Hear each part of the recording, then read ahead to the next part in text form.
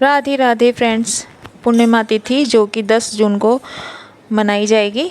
तो ज्येष्ठ मास की पूर्णिमा तिथि पर सुहागिनी महिलाएं वट वृक्ष की पूजा की आराधना भी करती हैं। तो हिंदू धर्म में पूजा पाठ और व्रत के लिए तो तिथियों का विशेष महत्व होता है। यह व्रत 10 जून को सुबह 11:35 से शुरू होगा और 11 जून को दोपहर 1:13 पर ख़त्म होगा। इस तरह से हम अपने लड्डू गोपाल को स्नान करा लेंगे दूध से या फिर पंचामृत से आप स्नान करा लीजिए और उनको वस्त्र पहनाकर, उनको आभूषण पहनाकर उनको तैयार कर दीजिए। इस व्रत को करने से भगवान विष्णु की सांसारिक दुखों का नाश होता है। आप सफ़ेद वस्त्र, शक्कर, चावल, दही, चांदी का भी दान कर सकते हैं। इससे कुंडली में चंद्रमा की स्थिति मजबूत होती है और जीवन में सुख समृद्धि बनी रहती है। इसके बाद भगवान लक्ष्मी नारायण के सामने हाथ जोड़कर अक्षत, जल, पूजा की सुपारी और जल लेकर व्रत का संकल्प लेते हैं। और पीली चीज़ यानी कि केला जैसे कि आम आप भोग प्रसाद में उनको भोग लगा सकते हैं। इस दिन भगवान विष्णु की पूजा की जाती है और विष्णु सहस्त्र नाम का पाठ किया जाता है और श्री हरि के साथ लक्ष्मी जी का भी पूजन करने से दरिद्रता का नाश होता है। इस तरह से मैंने सभी भगवान को नहला के और उनको चंदन अभिषेक करके और कलावा स्वरूप उनको वस्त्र पहनाकर मैंने पूजा शुरू कर दी है। और अपने जो शिवलिंग है वो भी मैंने स्थापित कर रखा है। तो इस तरह से मैं अब दिया जलाकर भगवान की आरती कर लूँगी और संकल्प लूँगी इसी पूर्णिमा तिथि में जो व्रत रखा जाता है। कुछ लोग व्रत नहीं रखते हैं, पूजा करते हैं, कुछ लोग पूजा करते हैं और व्रत भी रखते हैं।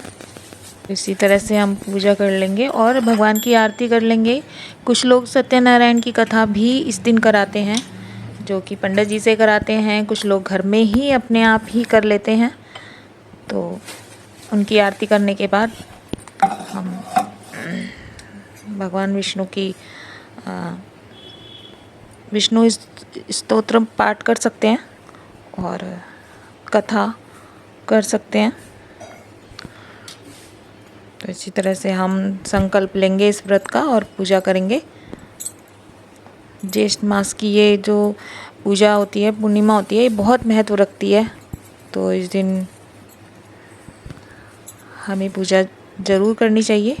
और अक्षत चढ़ा दिए हैं, अक्षत भी चढ़ा देंगे और फूल जो भी आपके पास है वो आप चढ़ा लेंगे। तो इस तरह से हम पूजा करेंगे और संकल्प लेकर अब सत्यनारायण भगवान की कथा हम शुरू करेंगे और संकल्प लेंगे कि हमारा ये व्रत पूर्ण हो। भगवान को भोग सफ़ेद चीज़ का लगाएं जो कि इस दिन खीर का और खीर मखाने की खीर बना लीजिए या फिर चावल का खीर बना लीजिए, वो बहुत महत्व रखती है। सफ़ेद चीज़ों का बहुत अधिक महत्व होता है। तो इस तरह से हम कथा, उसके बाद हम सत्यनारायण की कथा कर लेंगे। तो फ्रेंड्स, इसी तरह से मैंने व्रत रखने का संकल्प लिया है और मैंने आपको वीडियो में सारी कुछ बता दी है। और फिर हम तुलसा जी में जाकर जल भी चढ़ाएंगे और दिया जलाएंगे उनके प्रति और उनसे प्रार्थना करेंगे कि हमारे घर में सुख शांति दे।